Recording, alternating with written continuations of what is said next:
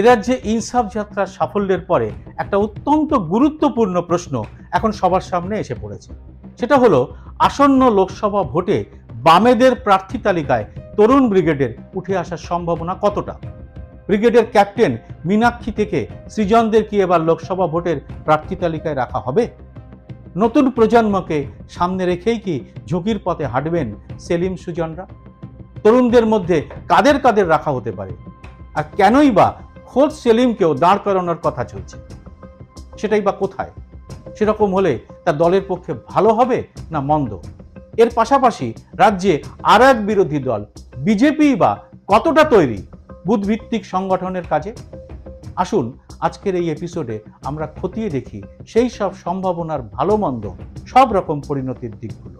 ভিডিওটি ভালো লাগলে এটি লাইক ও শেয়ার করে আরও মানুষের কাছে পৌঁছে দিতে ভুলবেন না।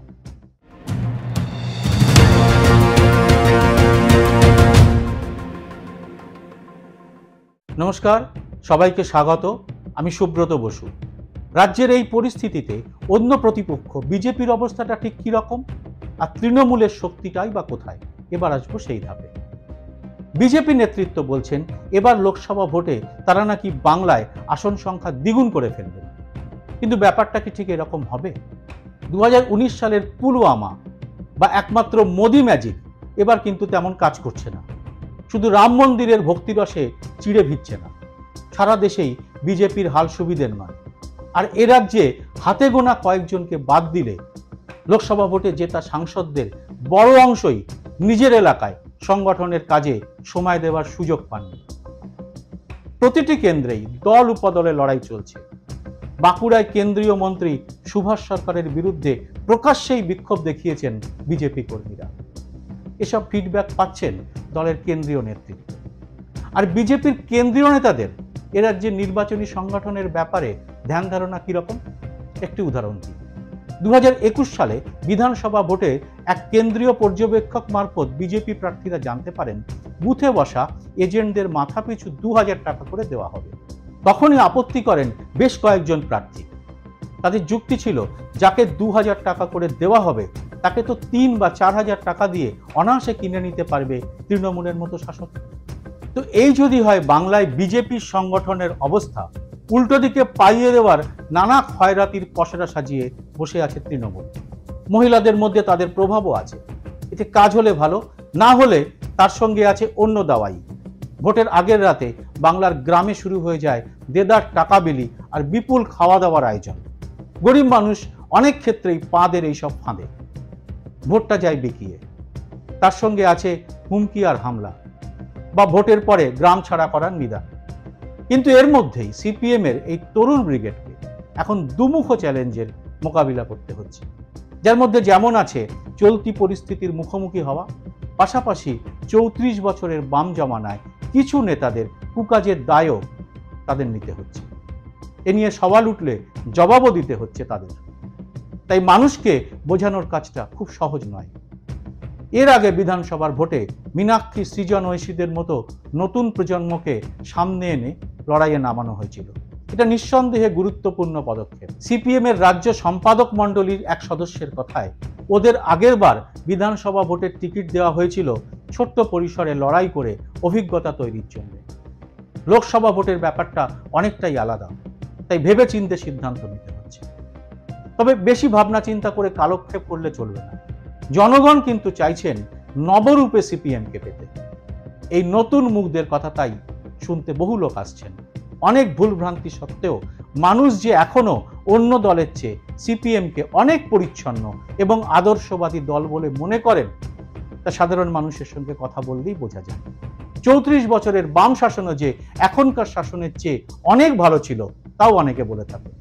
কিন্তু তা সত্ত্বেও দীর্ঘদিন ক্ষমতায় থাকার ফলে ওই সময় বামেদের শরীরেও যে নানা কলঙ্কের দাগ লাগেনি, তা বললে কিন্তু সত্যের অপলাপই করা হবে।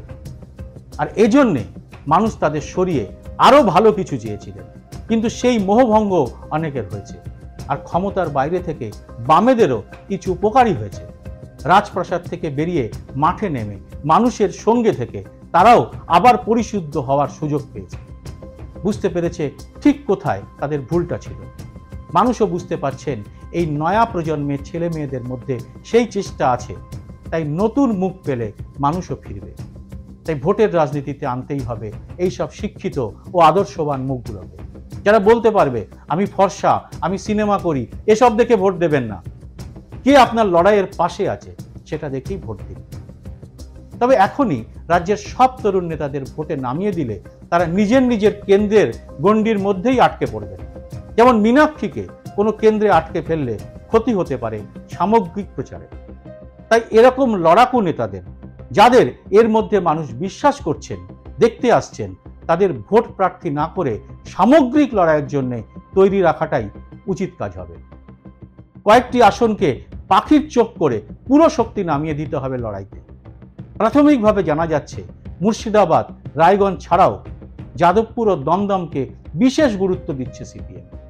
মুর্শিদাবাদে মোহাম্মদ সেলিমকে দাঁড় করাতে চাইছেন দলের একটি অংশ, কারণ লোকসভাতে বলিয়ে কইয়ে লোক দরকার। সেলিমের সেই অভিজ্ঞতা আছে। তবে রায়গঞ্জ নিয়ে কংগ্রেসের সঙ্গে জোটের সম্ভাবনা আছে বলেই মনে করছেন অনেকে। তবে সব জায়গাতেই দরকার হবে মীনাক্ষীদের মতো মুখের। তাই মীনাক্ষীকে লোকসভার ভোটের প্রার্থী না করার পক্ষেই মত দিচ্ছেন বাম দলের বহু অভিজ্ঞ নেতাই। তাদের কথা, মীনাক্ষীকে লড়ানো হোক আগামী বিধানসভা ভোটে, মমতার চ্যালেঞ্জার হিসেবেই রাখা হোক মীনাক্ষীকে। আর সম্ভবত সেই কথাই মান্যতা পেতে চলেছে সিপিএম এর অন্তরে। তবে প্রার্থী হিসেবে রাখা হতে পারে সৃজন বা দীপশিতার নাম। আইএসএফ এর জন্য ছাড়া হচ্ছে গোটা 3 আসন। বসিরহাট আসনটি বহুদিন ধরেই সিপিআইকে দেওয়া হয়, সেটি এবার সিপিএম এর ভাগে আসতে পারে। বদলে সিপিআইকে দেওয়া হবে অন্য আসন। সন্দেশখালী বসিরহাট কেন্দ্রের মধ্যেই পড়ে। সেখানে প্রাথমিকভাবে দাঁড় করানোর কথা ভাবা হচ্ছে নিরাপদ সর্দার। আগামী পলিট ব্যুরোর সভায় এইসব নামের তালিকা চূড়ান্ত করা হবে বলে সিপিএম সূত্রের খবর।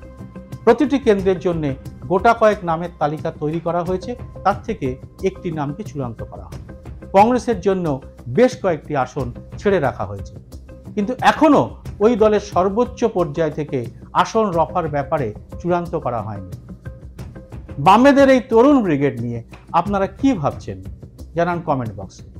এরকম আরো ভিডিও পেতে চ্যানেলটি সাবস্ক্রাইব করে নোটিফিকেশন বেলটি চালু করে রাখতে ভুলবেন না। জয় হিন্দ, সত্যমেব জয়তে।